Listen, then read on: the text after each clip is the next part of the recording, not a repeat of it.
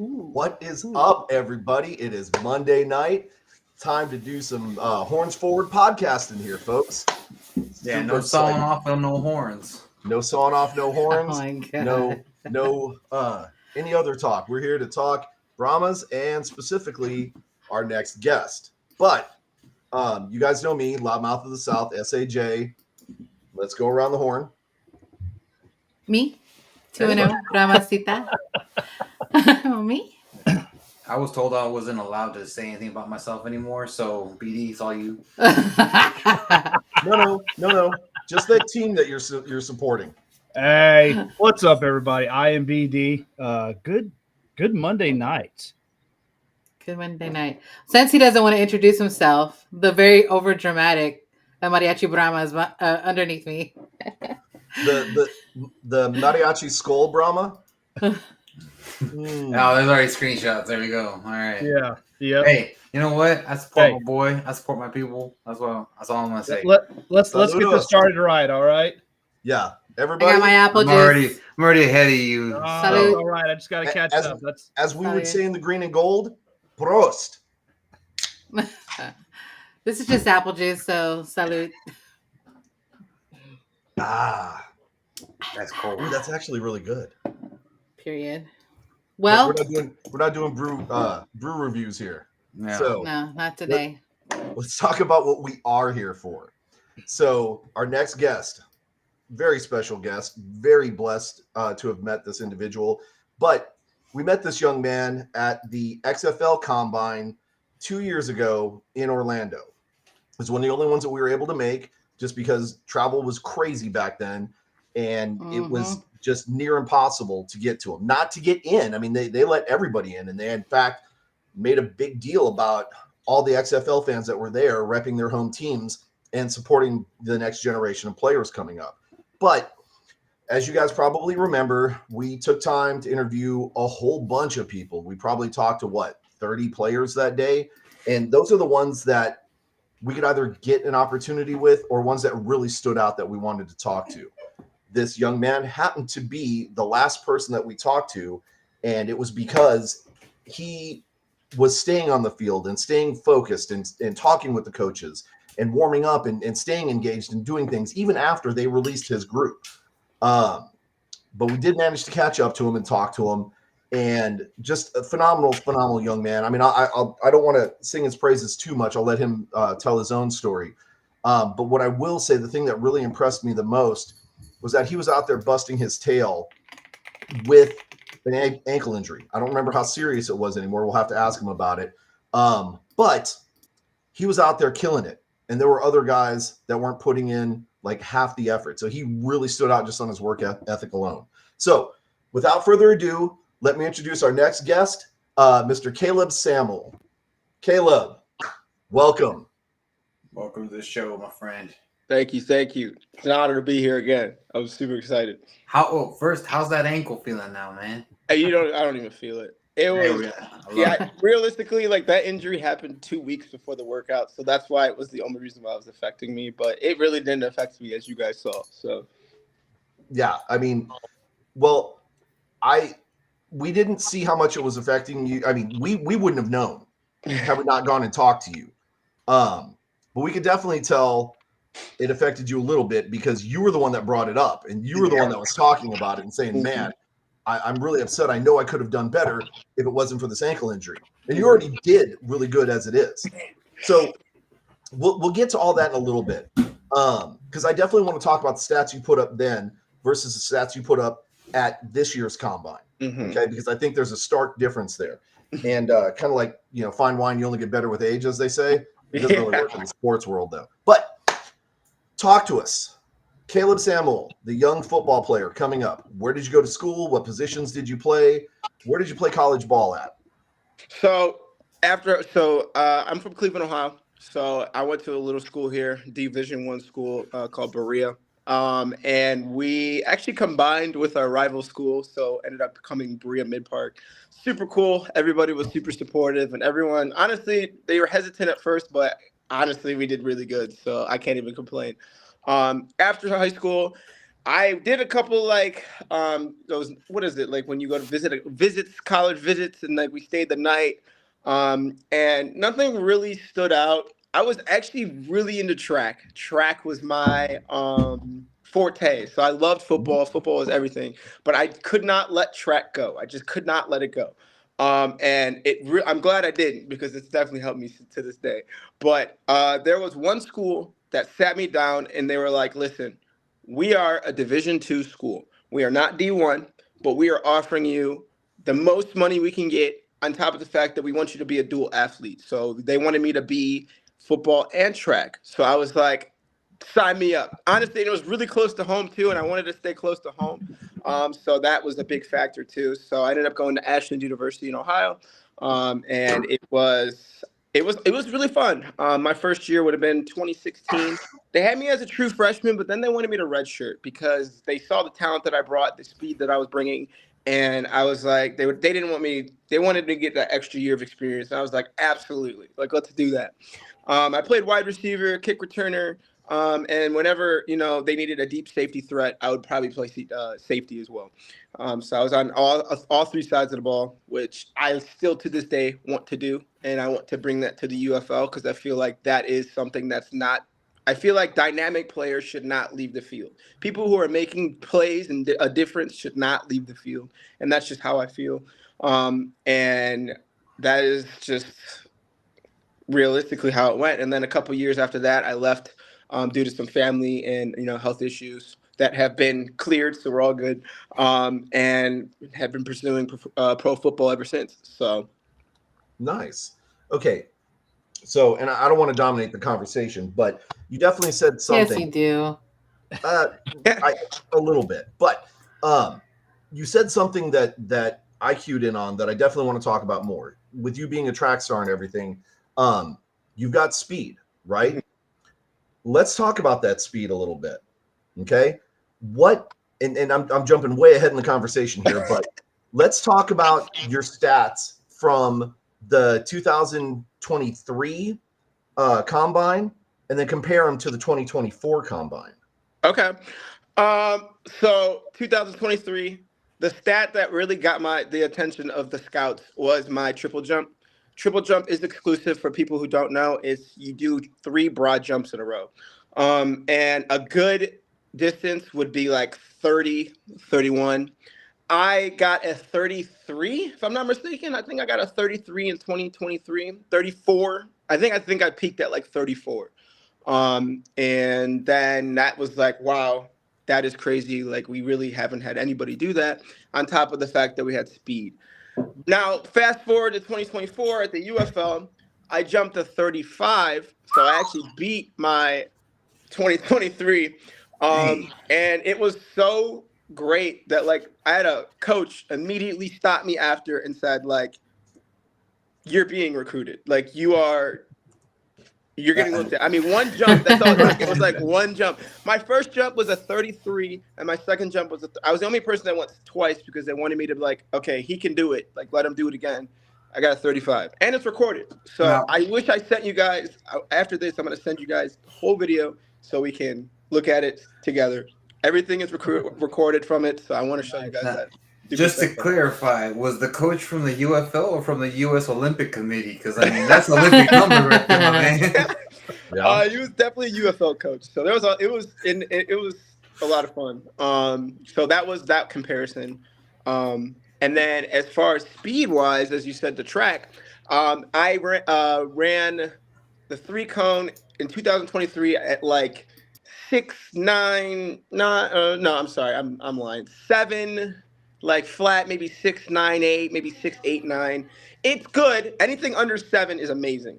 In the NFL Combine, if you look it up right now, somebody can look it up and put it up. The NFL Combine, the fastest 3 cone in the NFL is a 6.60. That was this year. I ran a 6.69 3 cone at the UFL showcase, which puts me third in the. That would put me third in the NFL, and then first in the. Actually, believe it or not, tied for first. Funny story. Some quarterback ran a 6.69. That's a different story. But I'm a What? wide receiver. We play two different positions. 6'6" puts me third in the NFL, and then tied for first in UFL, if not first. That Um, sounds fantastic. Now, I know, shocker of all shockers, I don't run much, and so I don't really know like what all that stuff means. But so we oh How do we lose? Hey, BD it's my to picture. Jackie? I don't know. oh shoot, hold on, my camera switched on me. Hold on here.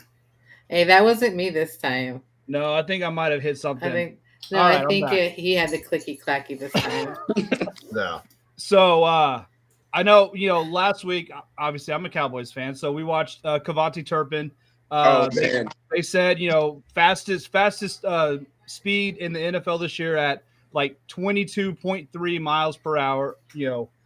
What are you in terms of that? So you gotta remember they are wearing pads too. So to run 22 miles per hour in about 45 pounds, the give or take of pads, is incredible. I've never actually had my speed tested at that aspect, but if I were to convert it, I did the conversion already. So you would take your 100-meter dash and then, or your 40-yard dash, and then you would divide it by like a certain number, or times it by a certain number. And I already peaked at like 23. I've gotten a 24. So what that would be is running like a 4.240 or a lower 4.340s, just like that, but in pads, which is crazy. Yeah. So Derrick Henry, he's like 250 pounds and he got up to 21 miles per hour. So like, it really goes to show you like there are some freak athletes out there. Oof. Oh yeah. So do you think you could beat that top speed in pads? Oh, absolutely. I'm faster than pads. Absolutely. Without a doubt. Like, I don't know what it is, but like when I put pads on, I don't necessarily like feel safe. Not that I'm not supposed to. I just feel like, okay, I'm ready to go. I don't feel the pads. I don't feel a weight difference. Like for me, it's cleats. Like if I get a brand new pair of cleats, that's how I feel. That's how my speed's gonna go. Are these cleats good? Like I don't care about that pad. Just put the It heaviest becomes pads a on. part of your body, basically. Yeah, I know the feeling. And Absolutely. if you look good, you feel good, you play good, and you're gonna play fast. So Now, would you feel comfortable truck sticking someone? absolutely. But like my thing is, I like making people look dumb, and I Oh, like yeah. jumping over people, Ah, or just so jumping over people. That's where the or- jumps come in. Yeah, or like just juking you out, making like Saquon's backward hurdle. Like I would do something. I would love to do something like that. Like I'd love to try that. All right, so I got a question here for you. So, let's say everything goes good with the UFL. Mhm. Obviously the main purpose of the league is to get people to the league. Mhm.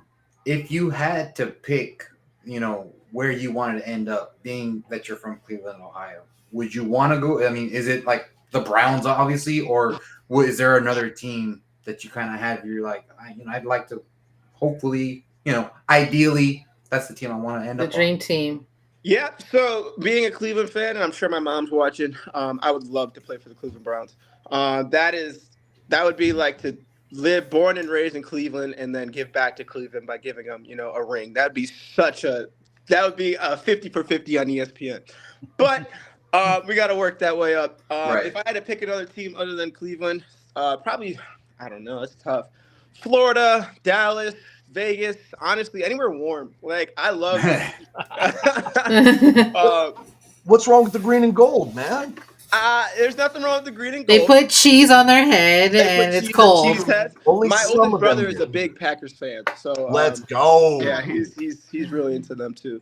So honestly, I don't have a preference. If it could be any team, and I would have tears in my eyes. I'd be Well, great. yeah, I mean, for sure. I mean, just making it to the league itself Mhm. is incredible, and I want you to know that like right behind me is the very first Cleveland Browns jersey I've ever seen in person that I own, and it just so happens to be a Brahma that is now playing for them. So that's Let's something go. that like it's a very real possibility that you can go from the UFL to the Cleveland Browns because there's proof right behind me that Yep. it happened. There are some game changers in the NFL that came from the UFL, and I really Yeah. That that's one of the things that I've noticed this season from the headlines and stuff is that, and it goes back to even not this past off season or training camp, but the one before, where coaches were kind of trying to analyze like the impact of spring football on a player coming in, and they're like, these guys are in way better shape than the guys who didn't play spring ball. Like these guys are game ready versus these guys who are just coming like free agents and stuff. Yeah. Like you could tell a difference, Yeah. right in training camp. And so I think that would already give you a leg up. I mean, and I feel like there's enough rest time. We've seen that now for 2 years between the end of the season and the start of OTAs and training camp. Yes, you are absolutely right. Realistically, it's drive. It's like some people want to make that leap. Like some people are like, I'll play 200 games. I don't care. I don't want to come off the field. No, that's my mentality. I would love to do that. Obviously, you can't. But as you said, training camp, you'll know immediately who was in the offseason working out. You'll know immediately who was studying their plays, who looks confused out there, who's scared out there. And that was something I always took like personally. I'm like, I want to make sure if I'm doing something, I have to be the best at it. And as you saw during the combine, I have to be the best at what I do. And no matter rather like what they're looking for, if you show them something they've never seen before, which we did, they're going to say, wow, who is that? That's all you need to hear right there. And especially at training camp, it's like, you come in as a nobody. You come in, like, for example, you come in doing from a showcase. Like, oh, he's from a showcase. He can't be that good. And now you're outshining everybody there. You just got to do that extra leap. So let me ask you this. You're talking about that drive and determination and kind of showing something that these people haven't seen before. How did you work with that when you were in high school and in college? Like, did you set any records, break any records? Blow people out of the water. Let's talk about that. Yeah, we set a bunch of records. In Ohio, I think I hold like 4 or 5. And realistically, that was from high school to college. In high school, I still hold the national record for the hurdles. It might have been broken. I honestly haven't been paying attention. But when I was in high school, I set the national record for hurdles. And then we broke the most points in a track meet one time. And I don't know. Realistically, it's like I wanted to just be the best. Like I wouldn't even look at the times. Nobody even told me I broke a record. I was just like, for me, I need to perform at my best ability, and I wanted my team to always win. I hated losing. That's something you're gonna see on the field. I hate losing, but I'm not like a crybaby. I'm not going to blame other people. Like, we just got to get better. Like, if we lost, there was something wrong. We have to fix it for the next game and win. That's just all it is. And that's just how I always look. I didn't win every race. And it was funny because going from, the conference, the districts, the regionals, the states, I lost to one kid in my conference. Then I tied him the very next meet. Then I beat him in the very meet after that. And then I set the national record in the meet after that. I mean, and that is within 2 weeks. And that was my drive. I had 2 weeks to beat this kid. And then I ended up 2 weeks and I ended up breaking. And that's just how I am. And I think everybody realistically in anything can have that same mentality. Like, if you want something to work, you have to do it yourself and you got to put the work in yourself. If I don't go work out, if I'm not training on the field, I'm not cheating you guys. You guys are doing what you do. I'm cheating myself. And that's how I look at it. That would explain why you enjoy hurdling people on the field rather than truck sticking them. If you're setting the national record for hurdles, of course you would. So if let's say I'm a coach, particularly for San Antonio Brahmas, which I'll never be, right? But if you were to say I'm gonna ask you, give me your best stat ever that you've ever accomplished. What would that be? I had 3 touchdowns in 1 quarter, and then I took it's video game numbers right there, man. And then I took unfortunately it got called back, but nobody knows that. In high school, I have the longest pick six too. So I have the longest pick six at like 91, maybe 94 yards. But in high school, like you got to remember, like, we're kids, and I think we timed it. I ran 90 yards in less than 9 seconds. So I'll send you guys that video. It's actually insane. And then as far as like yards wise, I think I had 200 yards in 4 catches. So yeah, I was just running fade routes and they just couldn't stop me. So Nice. Triple jump into the end zone. triple jump into the end zone. That's great. He'll end up with the distance you're getting. You'll end up in the crowd. I know. Yeah, I mean, I just want to play. That's just what it is, and I'm gonna play, and we're gonna win, and we're gonna have rings, and we're gonna show like why hard work trumps anything.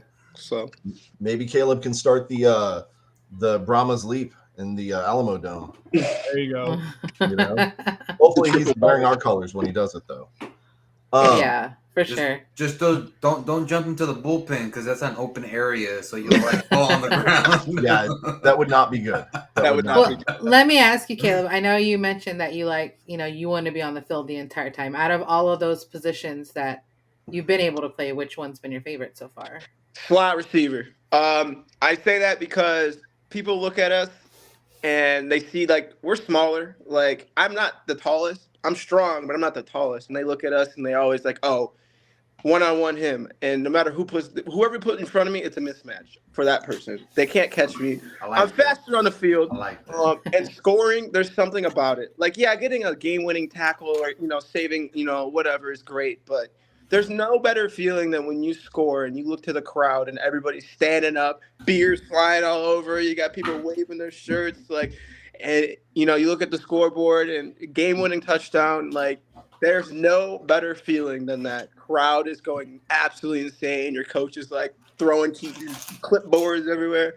Like, there's just – offense is the best. And defense wins championships, but offense, to me, is definitely the best. So with the beer flying around, that means you want to go to D.C. There'll definitely be beer flying around over there. That's awesome. And that, that's the thing is that slot receivers are really dynamic players. Really dynamic players, and they can come in clutch. I mean, those short little in routes, post routes. I mean, those come in clutch when you need them. Especially when you have a quarterback. My favorite route is a screen route because it's a one-on-one with the cornerback, and I don't think I've ever lost in a situation like that at any level. Literally, I've never lost in a situation like that. So nice. That's bold for a wide receiver to say too. I'm just saying, it's hard to cover me. You gotta appreciate those big sexies that are running down like the big tackles that are coming to help you out. Without them blocking or blocking downfield or grabbing that linebacker blindside, I wouldn't score ever. But they do. Them big guys, they do the work, so I can shine. So let me ask you this. Who was your NFL inspiration or role model that you've kind of tried to pattern yourself after, or combination thereof? That is such a hard question. And I knew, I knew it was coming, and I was thinking about something like this. Realistically, for me, when it comes, I need somebody who's really good at route running, who can catch, who's an inspiration off the field, which is major to me. That is absolutely major to me. And there's really only one person that I could generally think of. And I mean, it was Edelman. Edelman on and off the field was an inspiration. His route running was the best. And he might have not been the fastest, but I don't think, his catch rate was 100. It was above 50%, which is incredible in the NFL. And if you ask Tom Brady, I've talked to Tom Brady's coach. He'll talk about Edelman. Who's the best route runner? Edelman. Who's the best hands? Edelman. Who's the best and not only that, he was like doing stuff outside of football for like the kids in his city, which I love. I want to do. I want to give back. Like I would love to give back to my city. And there's so many athletes I could have named. Realistically, I'm not just pointing out one. And he's just, if I'm watching somebody run a route, I'm watching Julian Edelman slant route, Julian Edelman, poster. You know what I mean? Something I can learn from. Yeah. So No. I mean, with that said, I mean, in the UFL, one thing that I've always said makes it really unique as far as an environment is the connection between the players and the fans. I always say, like in the NFL, you can't. I mean, if you get close enough to smell a player's fart, you're getting arrested. Whereas, if I don't you're want to do that. yeah, So but if in the UFL you can give a player a hug, like that's totally cool. y'all can fart together. So, Yeah, we can yeah, fart you can work together. But so you're in your UFL team. Granted, this wouldn't happen in Birmingham or St. Louis because they'll probably turn their backs on you and walk away. But anywhere else, also Arlington, but anywhere else, a little kid comes up to you, asks for your autograph. How does that make you feel? Great. It makes me feel like the hard work that I put in and all the no's and all the people that ever doubted me. Not that I'm ever doing it for them, but it just reminds me of how far I've come to be an inspiration for somebody at a young age. And I just generally, for me, I don't know. That is just like I would love to, sign autographs and take photos and speak at seminars and I didn't take the traditional route. I didn't, get drafted out of college or anything like that. Like I had to really put the work in for me to show what I can do. And if that inspires even one kid, then I would be satisfied. So you definitely talked about it earlier, how you did not take the traditional route, right? Going through, high school and college, all that good stuff. Let's talk about some of the setbacks that you've run into, some of the things that you've had to overcome because of not going that traditional route. Like how much more difficult was it for you to get where you're at now? Honestly, it's more difficult than I expected. I genuinely believed for the longest time that my speed was didn't matter how old I was, or didn't matter what they saw. I genuinely thought my speed was going to carry me to where I needed to go. And they didn't. That's not the case. You have to show more than just speed when it comes to football. And I learned that early. So my first workout I ever did was in 2019. This is when my journey started. And I didn't train at all. I'm fast. I hold a national record. Like nobody's going to keep up with me. I wasn't even scouted. I ended up making a hot list, but I wasn't even scouted after this workout. And it hit me hard. And one of the biggest things I find is teams are usually looking for something so specific. And I mean, 98% of the people don't even get looked at workouts. So that was another setback. It's even if even if you run like a 4.3, 4.2, if you're not tall enough, they don't care. If you're not, it really just depends on what a team is looking for. And I've done workouts for 3 different leagues and 4 different leagues. And I've heard no 15 times before I heard my first yes. And, I just have to remind myself every time. It's like, don't give up. Don't give up. They want you to give up. Do not give up. And I'm glad I didn't. That's so awesome. I know you mentioned like when you're at your workout, one of the coaches came up to you and says, "Hey, you're being recruited. You're being looked at." Is there anything more you can say about that? I don't give anything away. You're not supposed to, but Honestly, I actually don't. He was a coach for one of the. I generally don't know specifically what coach. So how the workout Was he goes. wearing a? Well, see, then it UFL wasn't polo? Wade because he would know. So generally, how it works is they get like as many scouts as they can, and then they get the testers and whatever. And then everybody, if they're looking for speed, they're probably hanging around the 40. If they're looking for someone with power or overall, they're going to hang around the triple jump and around that like height weight. And I mean, this guy was hanging around. He needed speed. So he saw the 6'6'9". He's like, that's it. You're first. I mean, we haven't even got done with the workout and you're already getting recruited. I was like, oh, okay, that's awesome. But that wasn't enough for me. I don't care. I wanted more than just one person to say you're being recruited or to call or something like, and that's when that 35-foot triple broad happened, and I'm so happy I did that because I have it on video too, which is awesome. So nobody can't tell me I didn't do it. And so yeah, that guy, he actually, I have no idea. To be completely honest, I have no idea what team he was with, but I know he was with one of them. I was gonna ask, like at the combines and stuff, are all the people there just wearing general UFL polos, or are they wearing the ones for They their had teams? specific team polos. Okay. So I'll say I saw the Brahms. So there was some Right. coach in one of those there. Definitely Arlington. I think St. Louis. And then Boo. there was like two more. There was 2 or 3 more. And then there was other scouts. So believe it or not, this one you weren't allowed to have a crowd. It was that like exclusive. There was no crowd. Nobody could get in besides us.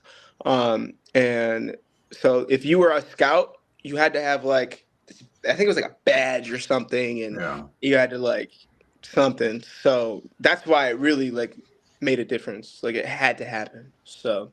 Well, and I think what's going to make this year really unique compared to last year, with last year being the first year, they were very clear that it was going to be XFL versus USFL in terms of player pool. But that in year 2, the player pools would be all intertwined for any new players coming in. Obviously, if a player comes back and they were with a team last year, that team retains their rights and stuff like that. So it'll be interesting to see now that there isn't, yes, there's still the conferences, but there's not this like what's better, the XFL or the USFL. Like it's going to be all intertwined and stuff like that. So, it'd be interesting to see kind of how that also changes the dynamic of the league, because I know last year, especially towards the end of the season, it started getting very tribal with the like which league you were like a part of. Whether you were and one of our friends from Memphis, he actually goes in and he dresses up as one of the players and all that stuff. And they went he got interviewed by his local news station or newspaper, and they said he goes to games in an XFL-esque fan attire. We're all just like, what's that supposed to mean? Like, we just go to games the way we go to games. And so, like, when it comes to like fan environment, like what as a player, what are you looking for? Are you looking for the people that go like really, crazy and have these crazy outfits, XFL-esque type, or are you looking for the go team? I got a ball cap and maybe I'll take my shirt off. I think he's talking to you, Jay. It's honestly a mixture of both, and honestly, that's what brought me to you guys, because you guys, when I met you, I met you. I don't remember who else was there, but they were in a all Brahms. It was like straight helmet, like everything was. It stood out, and I think it was really unique. You could tell like. They were really, one, you're at a combine for people who haven't even been picked yet. And 2, you are so supportive of your team that you came out all that way to see a potentially, game changer come to your team. Like, to me, honestly, it's the answer is both. I really don't see a difference. A fan is a fan. A coach is a coach. And I accept everybody, and I love that. So I do love energy. I got a lot of energy myself. So if you can bring out the energy, you'll probably bring out energy in me. So yeah, the more energy, the better. Honestly. Sounds so like how do you feel about fans that are trash talking you from the fans? You have to. I'm just saying there may be a couple of us on this show that do that. Well, you know what? Actually, that brings up a good question for you, Caleb. Oh no, he does too. Let's say you're not on the annoyingly Browns, right, and you do play in San Antonio, just not for San Antonio. This is what you're gonna hear, Caleb. Caleb. No, because that's gonna be on our sideline. I'm talking about when he's on the sideline. He's gonna be hearing those two. You'll definitely be. No, they're not. They're gonna. But we'll be nice to you. We'll be nice to you. How would you respond to trash talking from people that you've personally spoken to? Because they say they'll be nice to you, but they say this sober. For example, if you happen to hear, I remember my first time dropping an important pass that lost us the game. Now, how would you respond to that from us if we would say something like that? If you perhaps said something. Well, the number one thing a coach, your team's going to tell you is just ignore them. They're good everywhere. Realistically, it's a mental game. If you're frustrated and you show that you're frustrated, you're only gonna. It's just gonna, add fuel to the fire. It's quicksand. So let's say, which is not gonna happen. Let's say I dropped the game-winning pass. Again, not gonna happen. Manifestation. Just I had to make sure you knew. If I would have dropped the game-winning pass, honestly, I'm the type to own up to it. I made a mistake. Now I need to get better. I can't take it back. We can't, throw a challenge and say, well, maybe, I got penalized. No, like I dropped the pass. The game's over. Fans are booing at me.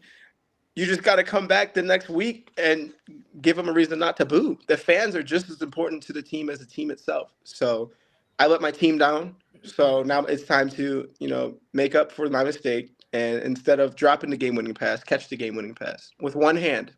You know what I mean? So, like, do something fun. While he's flipping while reverse hurdling over an opponent. While reverse hurdling into a triple broad jump. The only reason. He's going to be doing the Olympics in between the I know. NFL Combine and the UFL season. Good Lord. Wait, I got a good question for you. So, what is your pregame ritual? Like, are you snacking on something particular? Are you listening to a particular song? What's getting you ready for the game? I'm listening, definitely music. So definitely into music. What kind of music do you listen to? Good question. It's always different. It depends on my mood. As far as snacking, I eat, but like not, I don't really eat like that. And I'm supposed to because that's the energy for the game. And you would think, oh, how do you go through an entire game without eating? I don't know. I have no idea. I do it. I remember one time I was in high school and I ate before a game and I just threw up on the field. I'm like, I don't want to deal with that. Like, I can't. So, music, stretching is major. My high school coach, who I still talk to this day, he influenced stretching so much that I have to make sure that I am fully ready to go before the game. I don't want to pull a hamstring. I don't want to be the player that's hyped about, talked about, and then the very first play you get injured. Like that looks horrible. That looks so bad. And then I just want to be ready. I just gotta dial in and stay focused. Nice. Well, I'm glad the ritual isn't throwing up because I've played with a guy whose ritual was to throw up to the point where when he didn't do it, we forced him to do it on the field. We're like, we're not starting this game till you throw up, dude. And then, there was a pile of throw up on the end zone for the whole game. And we're like, that's. Yeah, I think I'm vaguely familiar with what we saw at a Gunslingers game a couple years ago, Jay. I mean, it Well, wasn't throw up, but, That wasn't throw up. But What? So Beatty and I went to this San needs Antonio explanation. Gunslinger's game, right? That's our arena football team, and because it's the Gunslinger, it's Cowboys and stuff, and they happen to be on horseback this one game. Oh And, no! Caleb, you're gonna want to hear this just in case if you ever wind up playing arena ball, you Don't do it. want to be in this one certain end zone. All right, the end zone that's open, right? They ran the horse around the perimeter on the inside of the field, and then they're doing their pregame celebration and stuff like that. And I guess the horse decided, well, now's a good time to just do its thing, and so it backed up a couple of steps. It dropped the Came up, deuce. and right in the end all zone. came out. It was like 3 feet from the concrete. Hey, isn't that going- 2 points when they get a deuce? It fertilized turf that didn't need to be fertilized.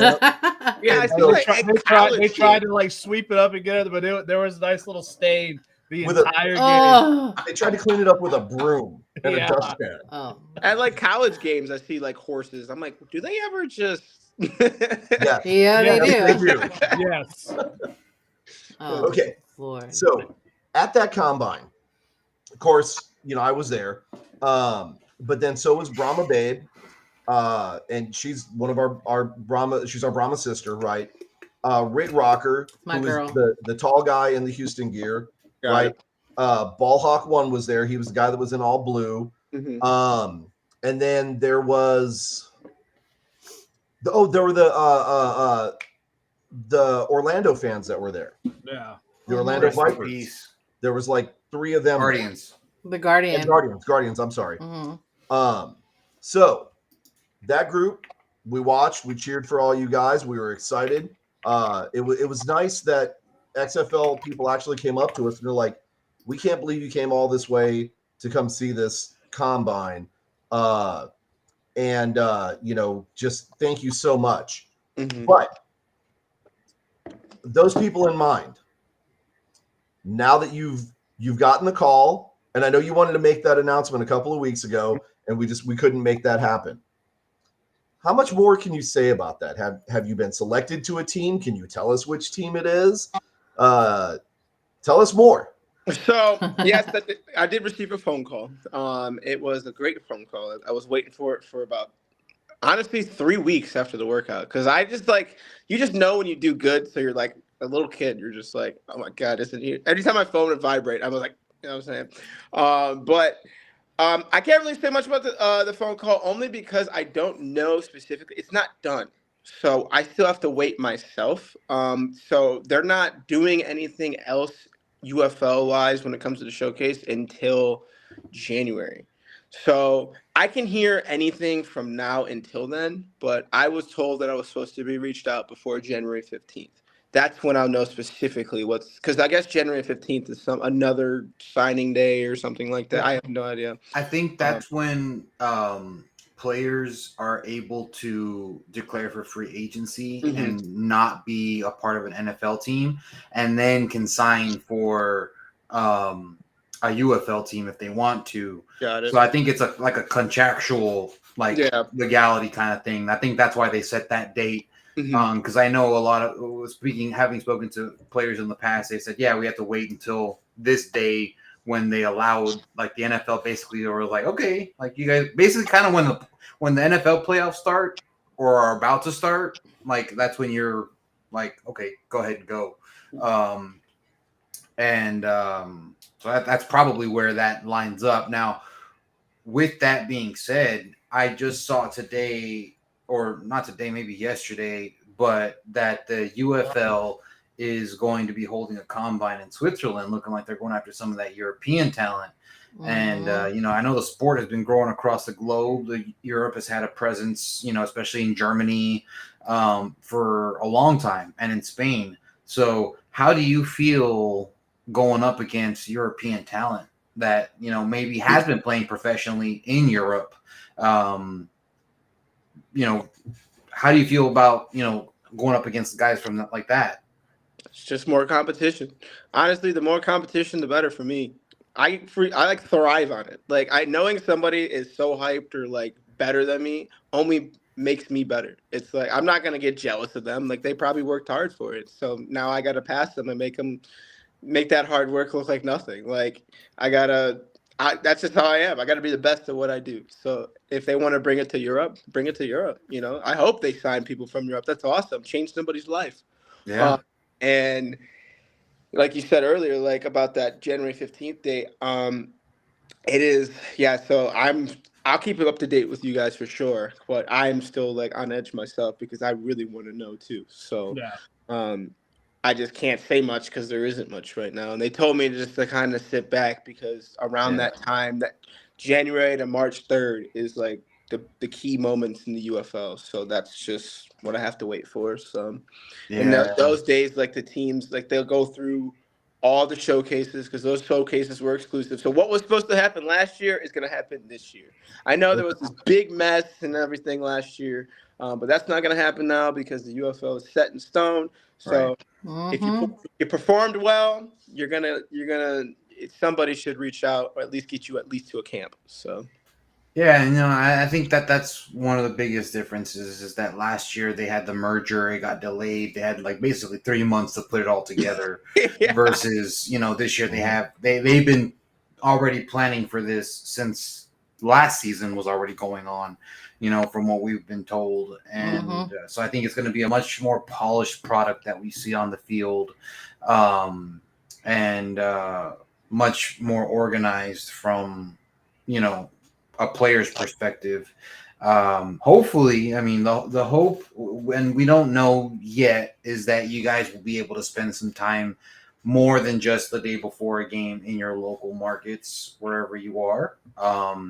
But that's to be determined because not even the league knows that yet. But yeah, no, I think once that January window opens, I feel like I'm kind of talking about European soccer now with the European transfer window and all that. It's going to be something that hopefully you get that phone call that changes your life, and if you do, record it, because like that is something that You're gonna want that on record, man. yeah. Absolutely. Yeah. So you had mentioned earlier that you had tried out for a couple of other leagues, Mhm. and what other leagues were those, and how does this UFL experience set itself apart from those previous experiences? So I did a few workouts for the CFL, few IFA workouts, so indoor football arena. If people don't know, indoor football, CFL, Canadian Football League, NFL, obviously National Football League, UFL, and then I did one that was for like this overseas team. Couldn't even tell you the name. It was like I never good at it. And as far as like professionalism and all that, like the UFL was just so much more organized, and it was like the people, you could just tell like they knew what they were doing, they know what they're looking for. This has to be done this way. From the moment you walk in to the moment you leave, they're watching you. And whereas some of these workouts, like for the CFL, like yeah, they were professional, but like you just get this vibe. That's all it is. It's like you can just kind of tell. Like, all right, you go run a 40 or you go do this. But like at the UFL, it's like they have a clipboard, they have, scouts, they have all this stuff. Honestly, it's the shades for me. If someone's wearing shades, you can tell they're watching. The But coach's shades, yeah. coach's shades, that's what it is. And if somebody talks to you after you're run a 40, you feel great. It's like, wow, like I might have some talent, even if it's not that reason, but like I might have some talent. But like at these like, other ones, it's like, yeah, like I might get talked to, but it's like CFL, I'd have to move to Canada. Like nothing wrong with Canada if anyone's from Canada. Nobody wants to but move It's to cold. Canada. It's Yeah. cold. It's cold all the time. Like I'll play in the cold, but when it's cold all the time and you have to play in like negative 20-degree weather, I'm Man, good. That's why they call their championship the Great Cup, because the sun don't shine up there, man. Like I was just like, and they're pretty specific over there too. Their rules are different. They can only have so many American players and Yeah. stuff. So it's Yeah. like I'm good on that. And then as far as the indoor league, I got a bunch of those trying to reach out. So I'm not too worried about that. But UFL, I don't know. I just see the UFL and I just want to play. I'm like, wow, this is it. Like I would succeed here. I would shine here. And I know I'd be great here.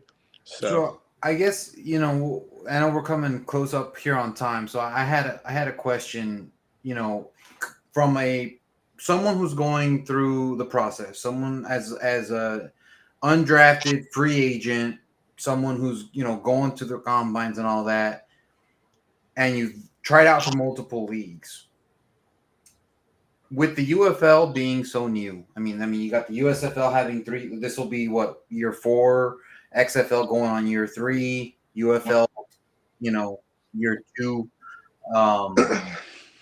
Has it positioned itself in the eyes of someone in your position as this is the league you want to end up in if you want a true shot at the NFL? Or is it like, wherever you get called up to, that's where you get called up to?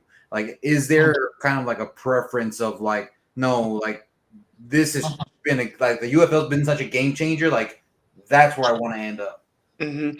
Definitely. I'd say yes, because I think the UFL and the NFL have some type of like, It's like an unwritten connection. yeah, it's like kind this of. unwritten, like, I don't know what it is, but they got something that they're doing. We're like And- cousins, not brothers like yet. they're like. So when you think baseball, you think MLB, and then you got AAA, AA, all that good stuff. But Right. like when you hear football, you heard NFL. This is before, like, let's say, get rid of the UFL. You heard NFL, and that was it. Some people don't even know the CFL exists. Some people don't College. even know. That's it. Yeah. Then he's in college. Yeah. So this is giving people another opportunity to really change the game. I mean, we did change the game. Look at the NFL kicking. I mean, we changed it. So it's like, Yep. if that doesn't show the power that the UFL has, the chance, your opportunity, I don't know what will. Like, I think 25% of the UFL went into, at least to a camp. They went to a camp Yeah. for the NFL. Like, I mean, they got talent. We got talent there. So, yeah, absolutely. I think the UFL is the best route that you would have to take, if I'm being honest. I like how you keep talking about the UFL and you keep saying we. I like that. You know. Yep. Yeah, it's like I mean, what was it that The Rock said when he started the XFL? It's the crossroads between opportunity and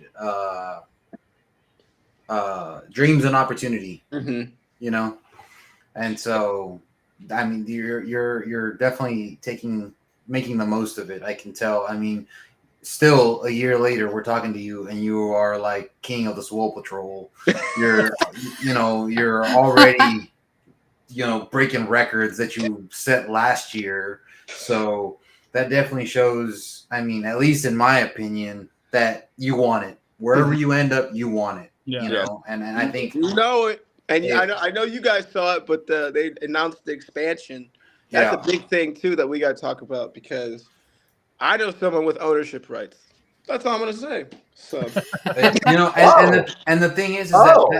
that opens up over 100 spots right Mhm. there for more Yep. players to have more opportunities with two teams. I mean, I think each team is limited to like 52, I believe, or something like that, on a roster, or 55. But it's it's definitely, it just gives you more players, more opportunities that may not have had it in the past, And Mhm. so I was really happy Yeah. to see that. I just hope that they don't try to pull NFL like, we're going to expand it, or we're going to put a team in London. Like, Yeah. I don't. I still, I ain't going to no London game, that's for sure. I You can't sure afford you don't want to it. London? You don't want to go to London? I mean, I'll go, but I probably would too. So that's at least do it once. that's only because they've got Yeah. really good beer over there. So. I'd go and I'd come back in debt is what happened. Yep.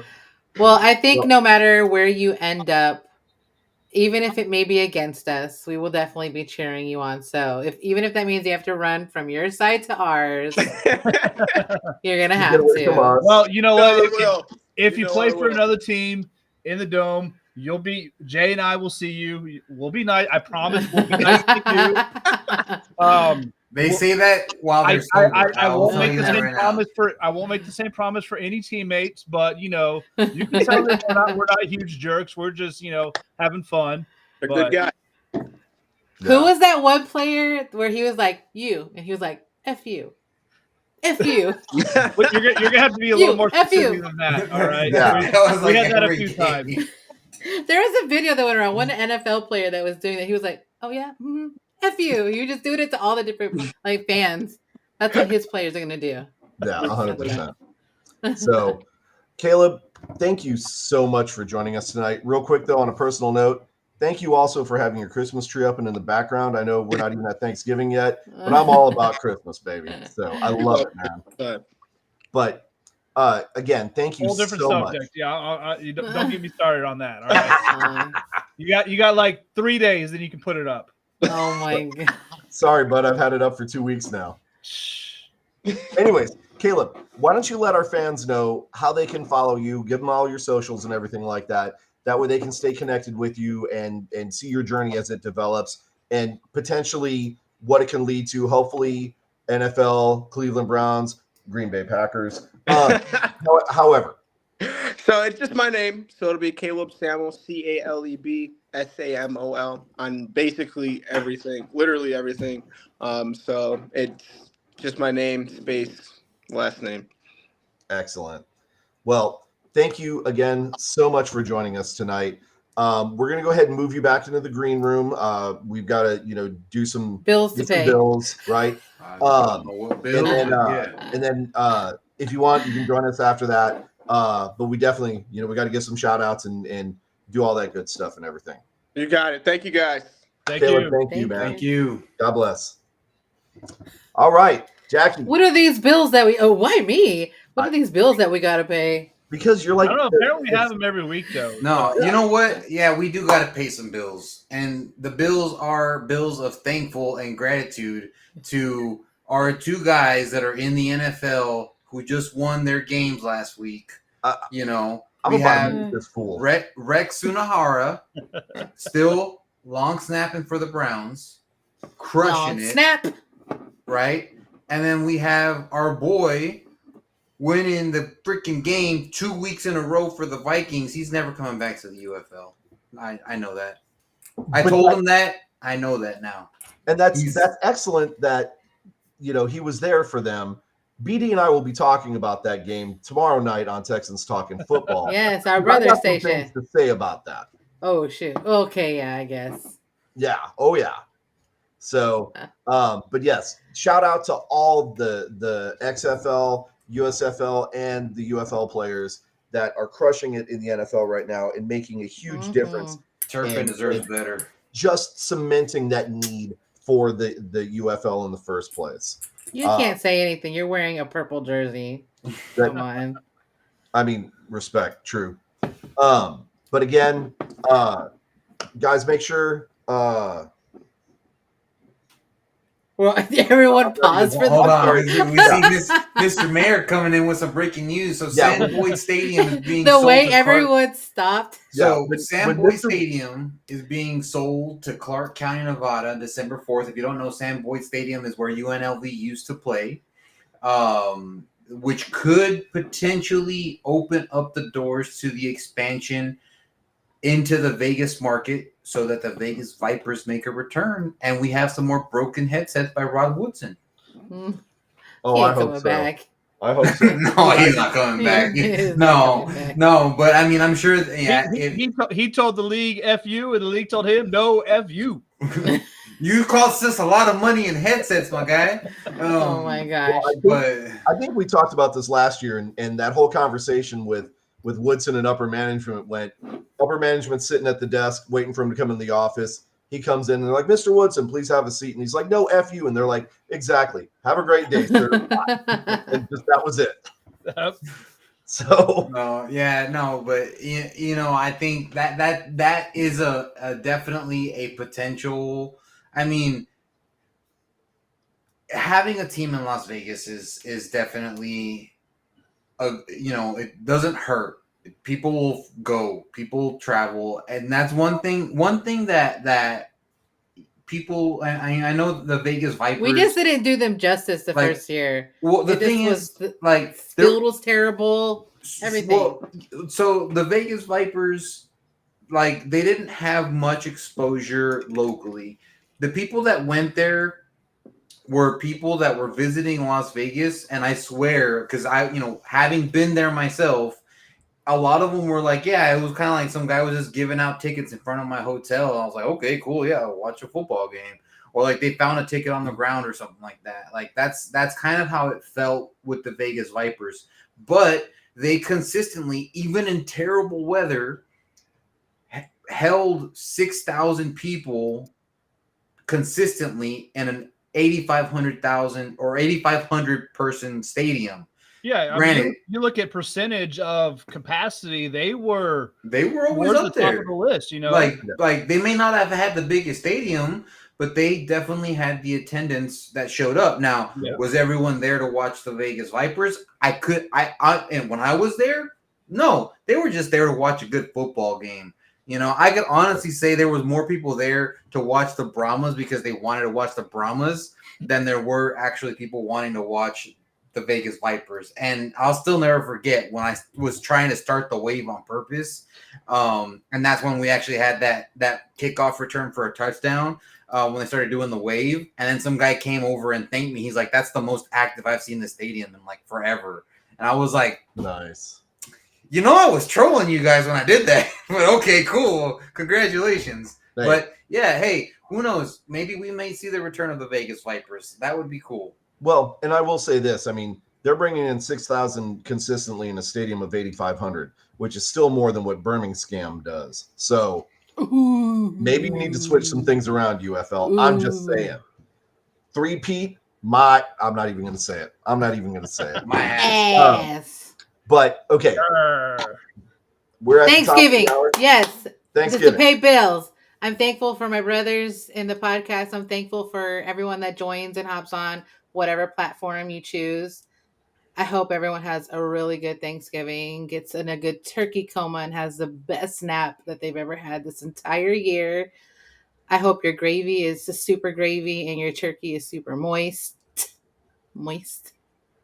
And your cranberry sauce be cranberry. And the you don't forget the what is it? The cream for the apple pie, then whipped cream? all that good stuff. So yeah. I'm thankful for you guys. That's Okay. I mean, Jackie kind of took Jorge's thankful for Vikings jerseys. all. You know, she took a lot of what I'm thankful for. And return policies from a certain Jersey store. Look. So I am thankful for the NFL for giving opportunities to our guys, you know, guys that had took their time to get to know us personally as well. And, you know, to be able to say that I know that, you know, we met the high school coach and the mother of the long snapper for the Cleveland Browns, and we've met the parents and the wife and the daughter of the kicker for the Vikings. Like, that's just awesome to be able to say. And, you know, I wish them nothing but the best for the rest of the season. I hope they continue. I really hope they never come back to the UFL and they stay in the NFL and earn that bag. But honestly, you know, I'm just, I'm very grateful for the UFL in general. And the XFL to start, because, it literally changed my life.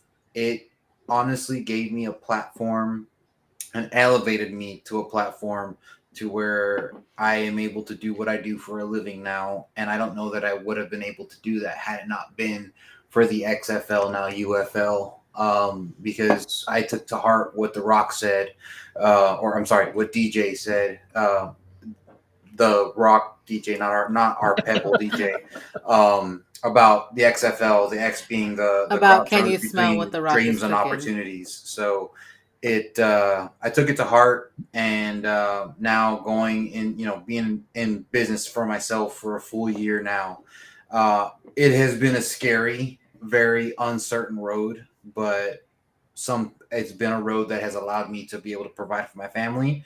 And a big part of that is because the UFL and XFL and the San Antonio Brahmas have existed. So thank you guys. I mean, I'm thankful for you guys. I mean, this is just such a fun thing that we get to do. You know, we had a blast last season going to all the games, and just, I mean, we've all hung out, and obviously, you know, every week on the podcast we sit around and we talk, and, you know, we kind of BS and stuff, and we have our chat, and then we tailgate and stuff at home. But, you know, it's like the road trips where you really kind of come together as a family. And, you know, it's just, it just had a great time with you guys this past season. And, you know, I mean, I'm real thankful for y'all. So I'm looking forward to next year doing it all over again. So BD and I have known each other for 15, 20 years. So definitely thankful he's put up with me being me for that long. I'm thankful for the XFL and now the UFL for what that means for San Antonio and all the fans. I'm thankful for all the connections that we've made and all the fan bases. Even if we don't necessarily like their team, we still like them as as people. So Arlington, Houston, St. Louis, Memphis. We're still looking forward to going to, maybe not looking forward to it, but I'm sure there's got to be some nice people in Birmingham that we're going to get to meet. And Michigan if there's anybody there, we'll show up and we'll have fun with them. Tom Brady. I'm I'm thankful for everything that the UFL has provided for us as fans and what that has meant for us. I'm also thankful that BD and I hadn't gotten the crap beat out of us yet, and hopefully it stays that way. Don't go to the parking lot after the game. Yeah. I'm especially thankful for my brothers and sisters on the podcast here who have stuck through some pretty rough times this year. Some not so friendly interactions with some of the other fans and some challenges for physical altercations and things like that, right? But it has been an absolute godsend knowing that I have brothers and sisters that stand by my side, that will catch me when I fall, that will lift me up when I don't have the strength to keep going. And guys, I love you to death. You guys mean the absolute world to me. And all the friends around the UFL and everything, I can't wait to see you guys again and spend some more time with you, crack another beer, and have a great time. So that's what I'm thankful for. Yeah. And I think the four of us can all agree we are thankful for James Carr II. Absolutely. If you haven't Yeah. got your season tickets yet, make sure you reach out to James. He'll Yeah. hook you up. Don't forget, Hardest worker in the room. That's why he's got an award named after him. Hashtag hope for hope. don't forget hashtag hope for hope. You guys heard him. You guys experienced the energy that he brings. You And want it hope was- there. Too loud for Birmingham.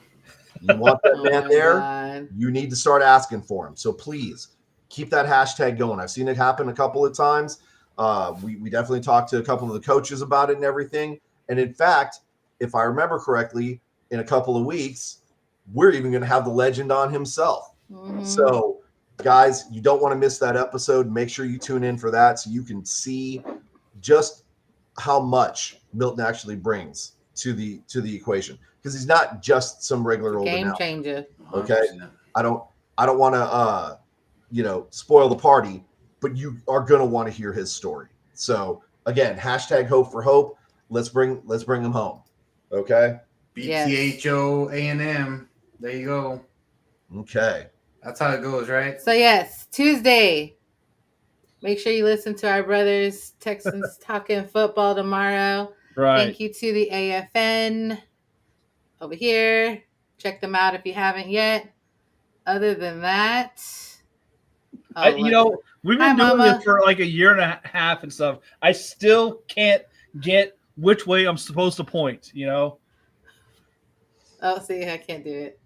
There you go. Ding. All right, guys. Horns Don't forget- forward. Happy All right. Thanksgiving. Don't forget Jorge. See y'all later. Let's do it. He's down there. Horns forward, guys.